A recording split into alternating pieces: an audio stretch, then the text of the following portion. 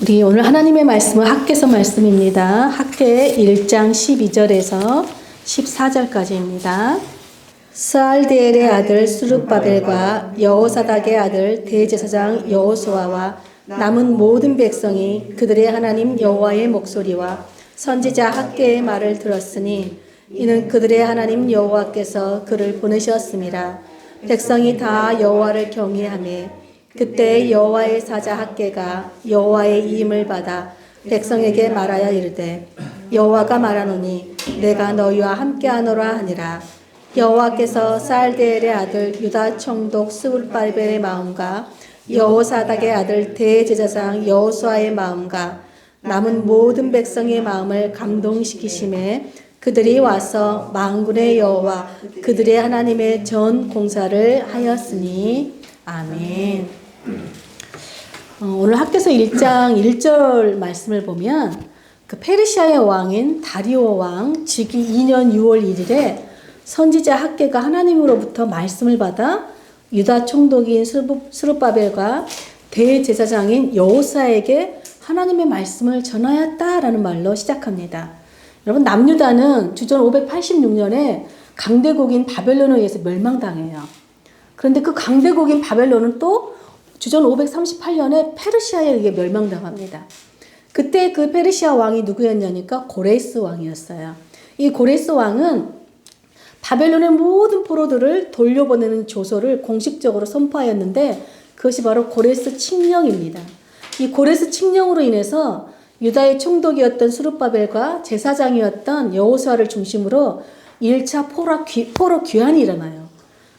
그러므로 그 당시에 정치적인 지도자인 스룹바벨과 종교적 지도자인 여호수아에게 하나님의 말씀을 전하였다는 것은 두 사람한테만 하나님 말씀을 전하였다는 것이 아니라 그들과 함께 바벨론에서 다시 예루살렘으로 돌아온 이스라엘의 모든 백성들에게 전하였다는 그런 말씀입니다. 사실 여러분, 이스라엘 백성들이 바벨론 포로로 끌려갈 때만 해도 우리가 다시 고국 땅을 밟을 수 있을까? 밟을 수 없을 것이라고 생각했어요. 그래서 바벨론에서 결혼도 하고 자녀도 낳고 그곳에서 정착을 하고 살고 있었습니다.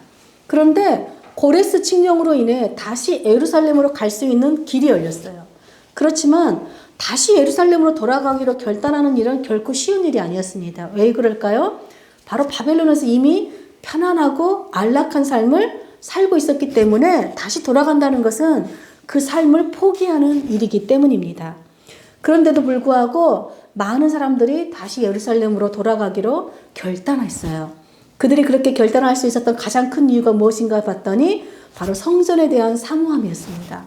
성전이 무너졌지만 다시 돌아가서 성전을 재건하고 싶은 열망이 있었어요. 여러분, 성전을 사모했다는 말은 그 안에 계신 하나님을 사모했다는 뜻이겠지요. 그렇게 이스라엘 자손들은 부푼 꿈을 가지고 예루살렘으로 돌아왔습니다.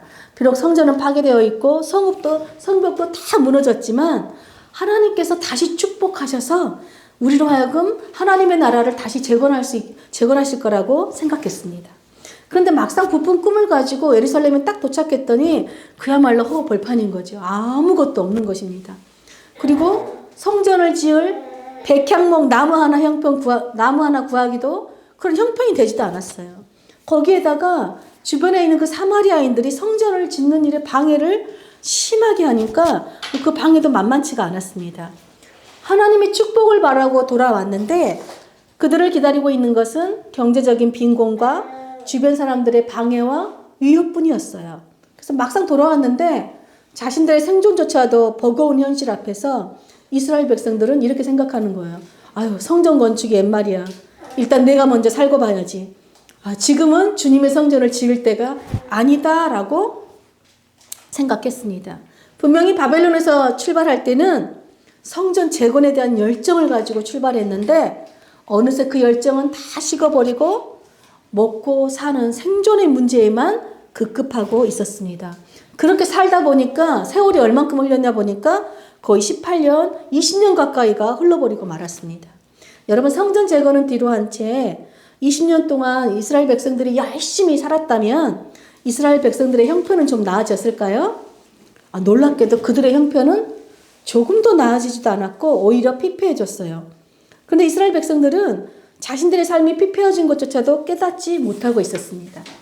그래서 하나님께서 학개 선지자를 통해서 그들의 삶이 얼마나 황폐한 삶인지 직접 말씀하여 주세요. 우리 1장 6절 한번 다 같이 읽어보겠습니다. 너희가 많이 뿌릴지라도 수확이 적으며 먹을지라도 배부르지 못하며 마실지라도 흡족하지 못하며 입어도 따뜻하지 못하며 일꾼이 삭슬 받아도 그것을 구멍 뚫어진 전대에 넣음이 되느니라. 여러분, 이스라엘 백성들이 성전 건축은 뒤로하고 열심히 씨를 뿌렸어요. 그런데 얼마 거두지 못한다고 말합니다. 넉넉히 거두어야 배도 부르고 만족할 텐데 겨우 입에 풀칠할 정도예요. 겨우 먹고 살 정도만 수확을 거두는 거예요. 거기에다가 돈을 열심히 벌었는데 마치 구멍난 전대에다가 돈을 넣는 것처럼 계속해서 돈이 줄줄줄줄 다 새어나가는 일들이 일어나는 것입니다. 여러분, 그 평안하고 안락한 바벨론의 삶을 포기하면서까지 다시 예루살렘에 돌아오면 하나님께서 축복을 주실 줄 알고 축복이 기다릴 줄 알았는데 왜 이들은 풍성한 축복이 아닌 메마른 삶을 살고 있을까요? 여러분, 하나님께서 그 이유를 알려주세요.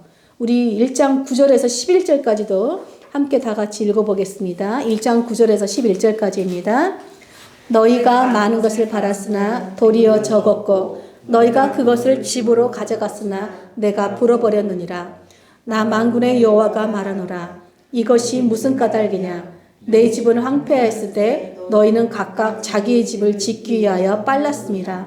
그러므로 너희로 말미암아 하늘은 이슬을 그쳤고 땅은 산물을 그쳤으며 내가 이 땅과 산과 곡물과 새 포도주와 기름과 땅의 모든 소산과 사람과 가축과 손으로 수고하는 모든 일에 한재를 들게 하였느니라. 여러분, 이스라엘 백성들이 씨를 열심히 뿌려도 풍성하게 거두지 못하는 이유, 돈을 부지런히 벌어도 돈을 모으지 못하는 이유, 이스라엘의 형편이 도무지 나아지지 않은 이유가 뭐라고 보니까 하나님께서 불어버리셨기 때문이래요. 무엇보다도 하나님께서 이스라엘 백성들이 손다는 모든 일마다 축복을 주신 것이 아니라 뭐가 들게 하셨대요? 한재가 들게 하셨대요. 여러분, 한재가 뭐냐면 가뭄의 재앙이에요. 기근의 재앙을 말합니다.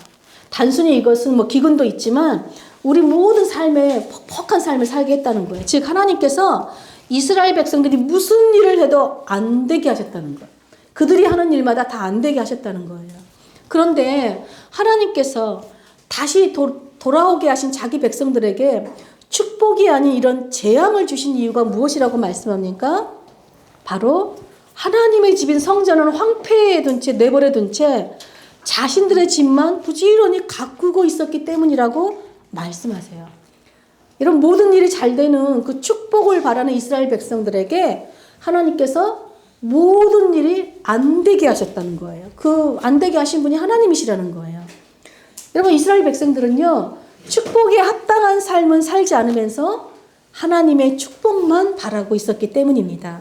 그런 이스라엘 백성들에게 하나님께서 정말로 진정으로 축복받을 수 있는 비결을 오늘 친히 우리에게 알려주십니다. 오늘 하나님께서 들려주시는 그 축복의 비결을 듣고 우리도 그 축복에 합당한 삶을 살기를 축복합니다. 아멘. 먼저 하나님께서는요, 이스라엘 백성들에게 그 축복받을 수 있는 가장 첫 번째가 무엇인지 말씀하세요. 바로 너희 행위를 살피라 하고 말씀합니다. 5절에 보니까 너희는 너희 행위를 살필지니라 되어 있어요. 또 7절에도 보니까 너희는 자기의 행위를 살필지니라 라고 되어 있어요. 또 2장 15절에도 보니까 너희에게 일어난 일들을 좀 돌이켜봐라, 좀 살펴봐라 라고 말씀하세요. 여러분, 제가 주보에다가 2장 15절부터 17절까지를 제가 세 번역으로 기록해 놓았어요. 우리 다 같이 한번 그 말씀을 한번 읽어보도록 하겠습니다. 우리 2장 15절 17절입니다. 그러므로 이제 너희는 오늘에 이르기까지 최근에 일어난 일들을 돌이켜보아라. 주의 성전을 짓지 않았을 때에 너희 형편이 어떠하였느냐. 20섬이 나는 밭에서 겨우 10섬밖에 못 거두었고 50동이가 나는 포도주 틀에서는 겨우 20동이밖에 얻지 못하였다. 내가 너희를 깐부기병과 녹병으로 쳤다. 너희 손으로 가꾼 모든 농작물을 우박으로 쳤다. 그런데 너희 가운데서 나에게로 돌아온 사람은 아무도 없다. 여러분, 하나님께서 왜 자기 행위를 살피라고 지금 말씀하고 계실까요? 하나님께서 계속해서 이스라엘 백성들에게 말씀하고 계시는데 아무도 깨닫지 못하고 있기 때문이에요. 여러분 생각해 보세요. 쌀 20섬이 나는 밭이래요. 한 섬에 한 144kg가 된다 그래요. 근데 10섬만 거둔대요. 겨우 반만 거둔다는 거예요. 근데 포도주도요, 50동이가 나야 되는데 20동이밖에 못 거둔대요. 절반도 못 거둔대요. 그리고 깐부기병, 녹병, 우박 등 각종 재해가 끊임없이 일어나는 거예요. 여러분 한두 해도 아니고 계속해서 그랬다는 것은 무언가 심각하게 잘못되어 있다는 징조 아니겠습니까? 그렇다면 보통 우리가 왜 우리에게 계속 이런 일들이 일어나는 것일까? 혹시 내가 하나님 말씀대로 살고 있지 않다고 하나님께서 나에게 말씀하시는 건 아닐까? 하고 자신의 행위를 점검해 봐야 되는데 이스라엘 백성 중에는 아무도 자신의 행위를 살피는 사람이 없었다는 것입니다. 제가 결혼 전에 같은 직장에 다니는 친한 언니가 있었어요. 언니 집안은 다 불교 집안이었어요. 그런데 연애하는 오빠가 있었는데 그 집안은 교회 다니는 크리스찬 집안이었습니다. 그런데 언니는 교회를 안 다니다 보니까 일요일마다 항상 오빠를 전화해서 오빠 우리 멀리 드라이브 가자 늘 이렇게 얘기하는 거예요.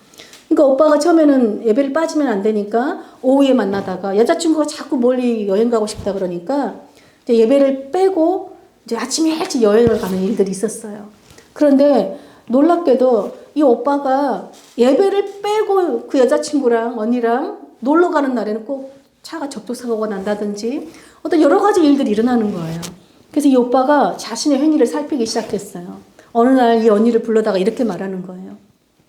아무래도 내가 예배를 빠지면서 너랑 데이트하는 걸 하나님 기뻐하지 않는 것 같아. 그래서 앞으로는 예배를 빠지면서 너랑 데이트 못할 것 같아. 이렇게 얘기한 거예요. 근데 거기까지는 괜찮았는데 이 오빠가 그리고 앞으로 네가 예수님을 믿지 않으면 우리 관계를 좀 깊이 생각해 봐야 될 것 같아. 이렇게 얘기하니까 언니가 이제 저한테 겁이 먹은 거죠. 그리고 저한테 와서 이제 제가 교회 다니는 거 아니까 어떻게 하지? 오빠가 나 교회를 안 다니면 나랑 헤어질 것 같아. 이렇게 얘기를 하는 거예요.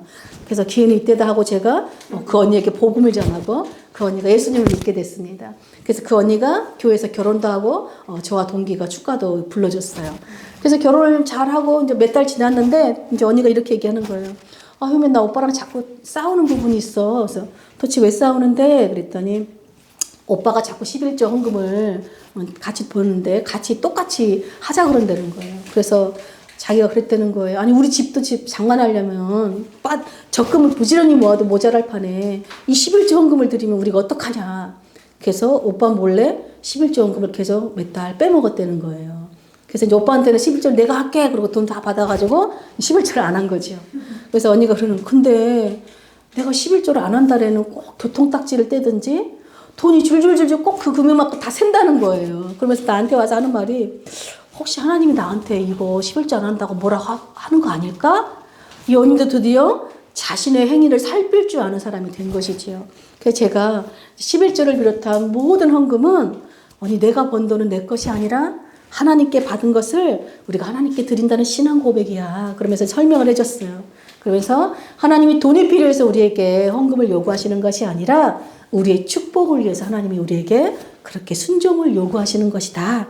만약에 우리가 우리의 가진 모든 것을 하나님의 것이라고 고백하고 그 돈을 하나님의 뜻대로 사용할 때 하나님은 하나님의 뜻대로 사용한 자들을 축복하신다. 그러니까 언니가 드린 그 헌금은 없어지는 것이 아니라 하늘 창고에 적금하는 것이다. 그랬더니 언니가 그때부터 11조를 빠지지 않고 잘하는 사람이 됐어요. 여러분 부지런히 뭔가를 준비하고 일을 하는데 끊임없이 어떤 예기치 못하는 지출이 지속적으로 발생됩니까? 아니면 또 크고 작은 어떤 관계의 어려움들이 끊임없이 일어나고 있다면 여러분 잠잠히 여러분의 행위를 살펴보셔야 돼요. 하나님께서 여러분들에게 분명히 무언가 말씀하고 계신다는 신호이자 사인인 것이에요. 그런데 이스라엘 백성들은 하나님께서 재해나 재앙을 통해서 끊임없이 말씀하시는데도 아무도 자신의 행위를 살피지 않는 거예요. 그래서 하나님께서 학개 선지자를 보내셔서 제발 너희 행위를 좀 살펴봐.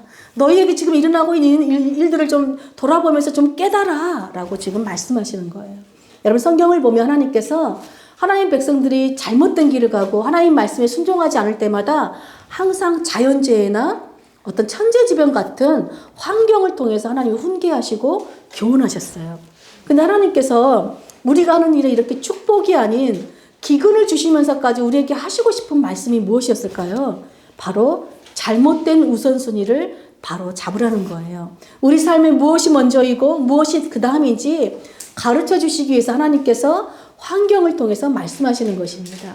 여러분, 그래서 하나님의 축복을 받기 위해서는 먼저 내 행위를 잘 살핀 다음에 그 다음에 두 번째로 해야 되는 게 뭐냐면 우선순위를 바로 잡아야 돼요. 내 삶의 우선순위가 잘 되어 있는지 확인해야 되는 거예요. 이스라엘 백성들은 눈앞의 삶의 현실이 너무 힘이 드니까 성전을 재건하는 일이 처음에는 열정적으로 했다가 삶의 현실이 너무 버거우니까 성전 재건하는 일은 짐이고 희생인 것 같았어요. 그래서 지금은 성전 지을 때가 아니야 라고 포기하고 있었습니다. 여러분, 사람의 눈으로 보면 성전을 지을 수 없는 이유가 수십 가지죠. 끊임없어요. 지금은 이래서 안 되고 이번에는 저래서 안 되고 오늘은 이래서 안 되고 내일은 저래서 안 되고 정말로 끊임없이 핑계대는 거예요. 근데 여러분, 하나님의 눈으로 보면은 성전을 짓지 못하는 이유는 딱 하나입니다. 무엇일까요? 바로 하나님보다 내가 더 우선이기 때문에 그래요. 하나님의 뜻보다는 내 뜻이 먼저예요. 하나님보다 내가 더 중요하기 때문에 그렇습니다. 제가 굳이 이스라엘 백성들의 마음을 대변해 보자면 이스라엘 백성들은 그 옛날 솔로몬 성전처럼 크고 화려하고 정말 웅장하게 성전을 지어서 정말 하나님께 드리고 싶었던 것 같아요. 그러나 지금 자신들의 형편으로는 정말 백향목 나무 한 그루도 살 형편도 안 되고 더군다나 크게 지을 형편은 더더욱 안 되었어요. 그래서 지금은 우리가 형편이 안 되니까 먼저 우리부터 잘 정착하고 먼저 우리 집부터 짓고 나중에 형편이 풀리면 그때 하나님의 집을 우리 근사하게 지어드리자 이렇게 생각한 것 같아요. 언뜻 보면 하나님을 최우선으로 두고 있는 것 같아요. 근데 실상은 내가 있어야 하나님도 예배 드리지, 돈이 있어야 하나님을 섬기지 이렇게 생각한 거예요. 즉 하나님보다는 내가 먼저고 하나님보다는 돈이나 물질이 더 우선으로 가 있는 것입니다. 그래서 하나님의 거하실 성전은 나중에 밀다 보니까 20년 가까이 시간이 흘러버렸어요. 고레스 왕 때 했던 시작해서 출발했는데 지금은 누구 왕이에요? 다리오 왕이 된 거예요. 지금 20년이라는 거의 20년 가까이 시간이 흐르도록 이스라엘 백성들은 나중에 하다 보니까 시간이 그렇게 흘러버린 거예요. 그래서 하나님께서 학개 선지자를 보내셔서 강력하게 이렇게 말씀하세요. 우리 1장 8절 한번 다 같이 읽어보겠습니다. 우리 1장 8절입니다. 시작. 너희는 산에 올라가서 나무를 가져다가 성전을 건축하라. 그리하면 내가 그것으로 말미암아 기뻐하고 또 영광을 얻으리라. 여호와가 말하였느니라. 여러분, 20년 전이나 지금이나 여전히 형편은 좋지 않아요. 그러니까 어떻게 해요? 지금도 성전 건축의 때가 아니라는 거예요. 여전히. 형편이 나아지면 그때 해야 된다고 생각한 거예요. 그렇게 생각하는 이스라엘 백성들에게 하나님께서 뭐라고 말씀하세요? 아니야. 지금이 성전 재건을 가장 적합할 때야. 성전 건축을 시작해 라고 말해요. 사실 여러분, 성전 건축을 시작하라고 결정만 했으면 생각보다 쉬웠을 거예요. 왜냐하면 하나님 말씀대로 하나님이 비싼 백향목 나무로 지금 성전을 지으라고 말씀하시는 것이 아니라 산에 가면 손쉽게 구할 수 있는 게 나무였어요. 근데 핑계가 뭐예요? 우리가 더 비싼 걸로 해드리려고요. 미루는 거예요.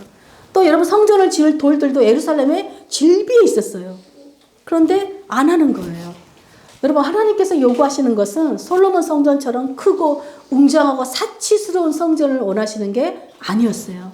하나님은 우리 형편에 맞지 않는 것을 요구하시는 분이 아니세요. 근데 우리가 이 핑계 저 핑계를 대면서 마치 하나님을 위해서 하나님 더 좋은 거 드리려고 그러는 거예요. 그러면서 안 하는 것 뿐인 거예요. 여러분, 하나님은요, 우리가 집을 소유하거나 열심히 돈 버는 것, 그것이 잘못됐다고 말씀하시는 것이 아니에요. 하나님은 우리 형편을 무시하거나 모르시는 분이 아니십니다. 우리의 모든 형편과 사정을 다 알고 계세요. 그런데 하나님께서 백성들이 어려운 형편을 다 알면서도 왜 성전 짓는 일이 먼저라고 말씀하실까요? 여러분, 성전이 꼭 필요해서 하나님이 지으라고 말씀하시는 걸까요? 여러분, 성전은요, 하나님을 위한 것이라기보다는 백성들을 위한, 즉 우리들을 위한 것입니다. 여러분, 성전이 없다고 해서 하나님이 거할 곳이 없는 것이 아니에요. 온 천지가 다 하나님의 것이잖아요. 여러분, 하나님이 성전이 없다고 해서 우리가 드리는 제사와 예물을 거부하시는 분이 아니에요. 그렇다면 성전이 왜 중요할까요, 여러분? 여러분, 성전은요, 하나님의 은혜와 영광으로 충만한 하나님의 임재예요, 임재. 여러분, 성전이 있다는 것은 하나님이 우리와 함께 하신다는 것이고, 우리와 함께 하시는 그 하나님을 가장 우선으로 두고 산다는 의미입니다. 그러니까 하나님이 없으면 저는 없습니다. 하나님이 없으면 저는 살 수 없습니다. 라는 그 신앙 고백이 바로 이 성전에 있는 것입니다. 그럼 여러분, 하나님의 축복을 받을 수 있는 마지막 비결이 뭐냐면 하나님의 임재를 사모하는 것이에요. 여러분, 성전이 무너진 채로 그냥 살고 20년 동안 가까이에서 그냥 살고 있다는 것은 하나님 없이도 살 수 있다고 지금 생각하면서 사는 거예요. 하나님 없이 그냥 살고 있는 거예요. 하나님을 예배하는 삶 없이 그냥 살고 있는 것 뿐인 거예요. 여러분, 하나님의 축복은 하나님의 임재, 즉 하나님이 우리와 함께 하시는 것으로 시작되는 거예요. 하나님이 우리와 함께 하시는 것이 진정한 축복인 것입니다. 하나님의 임재 없이 우리 손으로 하는 모든 일은 핍절해요. 열심히 일해도 열심히 수고한 만큼 얻지 못하고 늘 부족하고 모자라고 만족함이 없어요. 설령 많이 가져도 늘 만족함이 없고 늘 메마르고 황폐하다는 뜻이에요. 여러분, 하나님의 임재 없이 사는 삶은 우리가 보기에는 잘 사는 것 같지만 실상은 그 자체로 황폐하고 메마르고 궁핍한 삶이라는 것입니다. 하나님이 함께 하셔야 우리 삶은 모든 기근과 가뭄의 황폐함에서 벗어나 풍요롭고 윤택한 삶을 누리게 된다는 것입니다. 왜냐하면 하나님이 함께 하시는 곳에는 하나님의 영광과 은혜로 축복하시기 때문입니다. 그러므로 여러분, 이 땅에서 우리가 축복받는 비결은요, 우리 행위가 하나님 말씀에 벗어나지 않았는지 우리 자신의 행위를 먼저 살피는 거예요. 그런 다음에 우리 삶에 하나님의 임재를 최우선으로 두고 사는 것입니다. 여러분, 하나님이 함께 하시면 아무리 사방이 다 막혀 있는 것 같아도 하나님께서 우리에게 길을 내어주시고 친히 길이 되어주시기 때문입니다. 학개 선지자를 통해서 하나님께서 성전 건축을 지금 시작하라고 강력하게 하나님 말씀하시자 여러분, 이스라엘 백성들이 어떻게 반응했을까요? 우리 12절에 보니까 스룹바벨과 여호수아와 모든 백성들이 하나님의 말씀을 듣고 하나님을 경외하였다라고 말합니다. 여러분, 경외하였다는 것은요, 하나님의 말씀을 듣고 순종하기로 결단하였다라는 뜻이에요. 그때 하나님께서 놀라운 축복의 말씀을 주세요. 우리 13절 다 같이 하나님께서 어떤 축복을 주시는지 보겠습니다. 13절 시작. 그때 여호와의 사자 학개가 여호와의 이임을 받아 백성에게 말하여 이르되 여호와가 말하노니 내가 너희와 함께하노라 하니라. 여러분, 하나님께서 내가 너희와 함께 하겠다고 축복의 말씀을 주세요. 이스라엘 백성들이 성전을 지으라는 하나님 말씀에 순종하기로 결단만 했어요. 지금 성전 짓지도 않았어요. 결단만 했을 뿐인데 하나님께서 너무 기쁘셔서 내가 너희와 함께 하겠다라고 지금 축복의 말씀을 주시는 거예요. 근데 여러분, 하나님이 우리와 함께 하시는 방법, 어떻게 함께 하실까요? 우리 14절 한번 보겠습니다. 14절 시작. 여호와께서 스알디엘의 아들 유다 총독 스룹바벨의 마음과 여호사닥의 아들 대제사장 여호수아의 마음과 남은 모든 백성의 마음을 감동시키심에 그들이 와서 만군의 여호와 그들의 하나님의 전 공사를 하였으니. 여러분, 하나님이 함께 하시면 우리의 상황이 바뀔까요? 바뀌지 않아요. 여전히 역경과 난관이 있어요. 그런데 상황은 안 바뀌는데 하나님이 함께 하시면 무엇이 바뀌는지 아세요? 여러분, 우리 마음이 바뀝니다. 하나님이 우리와 함께 하시는 방법이 뭐냐 보니까 하나님이 우리 마음에 성령의 감동을 주시면서 함께 하신대요. 우리 마음에 성령의 감동이 없으면 하나님의 말씀에 순종하는 일은요, 희생이고 헌신해야 돼요. 너무 버거운 짐이 되는 거예요. 뭘 자꾸 하나님이 요구하시는 것 같고 내 거 내놓으라는 것 같은 거예요. 그런데 하나님의 감동을 주시면 하나님의 말씀에 순종하는 것이 기쁨이고 영광이고 감사고 찬양의 이유가 되는 것입니다. 이스라엘 백성들이 하나님 말씀에 순종하겠다고 그냥 결단만 했을 뿐인데 하나님이 기쁘셔서 내가 너희와 함께 하겠다 축복하시면서 그들에게 뭘 주세요? 성령의 감동을 주시는 거예요. 하나님 감동을 주시고 부어주셔서 기쁨으로 그 일을 감당하게 하시는 거예요. 처음에는 우리 형편이 안 되니까 성전 짓는 일이 기뻐요? 안 기쁜 거예요. 버거워. 하나님, 우리 너무 힘들어요. 우리 살기도 바빠 죽겠는데 어떻게 우리가 성전을 짓습니까? 그런데 순종하기로 결단하니까 여러분, 기쁨이 오는 거예요. 하나님께서 함께 하시니까 우리 안에 감동이 임하니까 기쁨으로 그 일을 감당하게 하시는 거예요. 여러분, 우리 인생의 문제의 해결은요, 그래서 하나님의 임재에 달려 있어요. 하나님 우리와 함께 하시느냐, 함께 하지 않느냐에 달려 있는 것이에요. 우리가 아무리 좋은 일을 해도 하나님이 함께 하시지 않으면 그 일은 성공할 수가 없다는 거예요. 그런데 아무리 힘들고 어려워도 하나님이 함께 하시면 그 일은 넉넉히 기쁨으로 할 수 있다는 것입니다.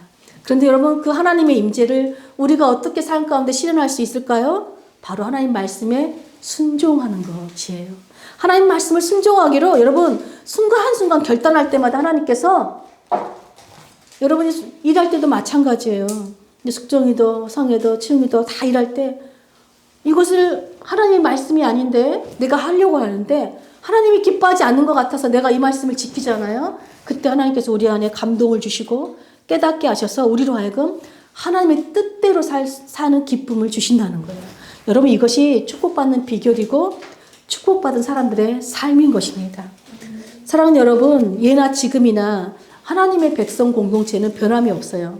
무엇이냐면 학개시대 사람들이 하나님의 성전을 재건하라는 그 사명을 받았듯이 우리도 역시 이 땅에서 하나님의 나라를 건설하는 사명을 받았습니다. 여러분, 우리가 어떻게 하나님 나라를 이 땅 가운데 임하게 할 수 있을까요? 하나님 나라를 이 땅 가운데 임하게 하는 축복은 바로 하나님이 우리와 함께 하시는 거예요.